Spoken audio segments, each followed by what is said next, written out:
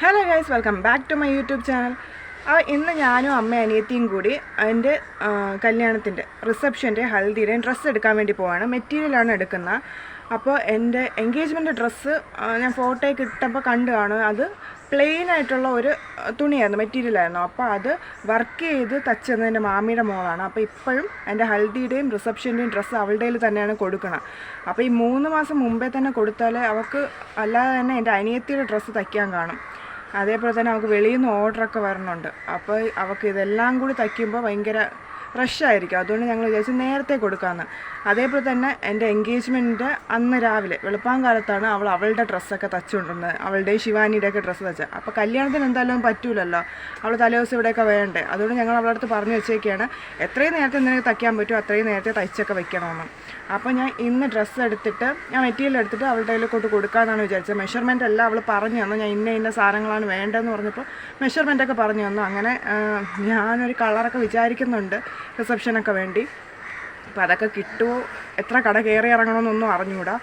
അപ്പോൾ അനിയത്തി രാവിലെ പോയി, അവൾക്ക് ഇന്ന് എക്സാം ഉണ്ട്. അതുകൊണ്ട് അവൾ എക്സാം കഴിഞ്ഞിട്ട് അവിടെ ഞങ്ങൾ ഒരു സ്ഥലം പറഞ്ഞിട്ടുണ്ട്, അവിടെ വന്ന് നിൽക്കാമെന്ന് പറഞ്ഞു. അപ്പോൾ ഞാനും അമ്മയും കൂടി ഇവിടെ നിന്ന് വീട്ടിൽ നിന്ന് ഇറങ്ങാൻ വേണ്ടി പോവേണം. അപ്പോൾ ബാക്കി നമുക്ക് വീഡിയോയിലൂടെ കാണാം. അങ്ങനെ ഞാനും അമ്മയും കൂടി ബസ്സിലാണ് പോയത്. അങ്ങനെ ആദ്യം ഞങ്ങൾ പോയത് പുതിയ രാമചന്ദ്രയിലാണ്. അവിടെ കളക്ഷനൊക്കെ ഉണ്ടോ എന്ന് അറിയാൻ വേണ്ടിയാണ് പോയത്. അപ്പോൾ അതിൻ്റെ അനിയത്തി അവൾക്കൊരു എക്സാം ഉണ്ട്, അത് കഴിഞ്ഞിട്ട് അങ്ങോട്ട് വന്നോളാമെന്ന് പറഞ്ഞു. അപ്പോൾ പുതിയ നല്ല സാരിയുടെ കളക്ഷനൊക്കെ ഉണ്ടായിരുന്നു. ഇതൊക്കെ 500 സംതിങ്ങേ ഉള്ളൂവെന്ന്. പിന്നെ മെയിനായിട്ട് എൻ്റെ ഡ്രസ്സ് എടുക്കാൻ പോയതുകൊണ്ട് ഞങ്ങൾ ആ സാരിയുടെ സെക്ഷനൊന്ന് നോക്കി വെച്ചതേ ഉള്ളൂവെന്ന്. പക്ഷേ എനിക്ക് കുറേ സാരി അതിൽ നിന്ന് നല്ല ഇഷ്ടപ്പെട്ടു. അങ്ങനെ ഞങ്ങൾ അവിടുത്തെ ബാക്കി സെക്ഷനൊക്കെ നോക്കിയതിന് ശേഷം ഞങ്ങൾ സൂററ്റിലാണ് പോയത്. പഴയ രാമചന്ദ്രയുടെ അടുത്തുള്ള സൂററ്റിലാണ് പോയത്.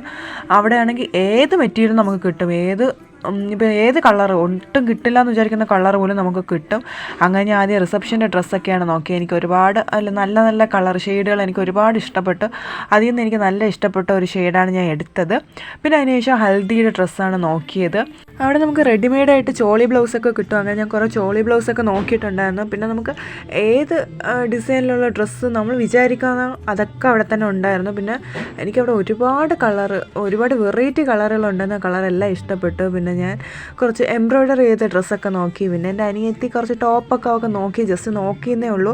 അതിനുശേഷം ഞങ്ങൾ വരാൻ നേരത്തെ ഒരു ഫാൻസിയിൽ കയറി കുറച്ച് സാധനം വാങ്ങിക്കാനുണ്ടായിരുന്നു. പിന്നെ കല്യാണം അടുപ്പിച്ച് വരുന്നതുകൊണ്ട് ഒരുപാടൊന്നും വാങ്ങിച്ചിട്ടില്ല, ജസ്റ്റ് ഞങ്ങൾക്ക് ഡെയിലി യൂസിന് വേണ്ടി കുറച്ച് സാധനമാണ് വാങ്ങിച്ചത്. പിന്നെ അതിനുശേഷം ഞങ്ങൾ വരാൻ നേരത്തെ ഞങ്ങൾക്ക് കുറച്ച് ഫ്രൂട്ട്സ് വാങ്ങിച്ച്. പിന്നെ അതിനുശേഷം ഞങ്ങൾ ഫുഡ് ഉച്ചയ്ക്ക് വെളിയിൽ നിന്നാണ് കഴിച്ചത്. അപ്പോൾ ഞങ്ങൾ മന്തിയാണ് വാങ്ങിച്ചത്. അമ്മ ഇതുവരെ കഴിച്ചിട്ടില്ലായിരുന്നു. അപ്പോൾ അമ്മയ്ക്കത് നല്ല ഇഷ്ടപ്പെട്ടു. അതിനുശേഷം ഞങ്ങൾ ഫുഡൊക്കെ കഴിച്ചിട്ട് തിരിച്ച് ബസ്സിൽ തന്നെയാണ് വന്നത്. പിന്നെ സൈഡ് സീറ്റിലായിട്ട് എൻ്റെ അനിയത്തി ഇരിപ്പുണ്ട്. പിന്നെ അമ്മ വിദൂരതയിലോട്ട് നോക്കിയിരിപ്പുണ്ട്. പിന്നെ നമുക്ക് ഒട്ടും സഹിക്കാൻ പറ്റാത്തത് കല്ലാട്ടുമുക്ക് കമലേശ്വരം ആ റൂട്ട് പോകുന്നവർക്കൊക്കെ അറിയാം, റോഡിൻ്റെ അവസ്ഥയാണ്. ഞങ്ങളെപ്പോഴും 2 വീലറാണെങ്കിൽ നമുക്ക് അല്ലാതെ വേറെ സൈഡിൽ കൂടി അങ്ങനെയൊക്കെയാണ് പോകുന്നത്. ഇതിപ്പോൾ ബസ്സിലായതുകൊണ്ട് ഉള്ള കുലുക്കോ ഇടിയെല്ലാം കൊണ്ടിട്ടാണ് തിരിച്ചു വന്നത്. അപ്പോൾ അത് ഭയങ്കര ഒരു അവസ്ഥയാണ് ആ ബസ്സിൽ പോകുന്നത്.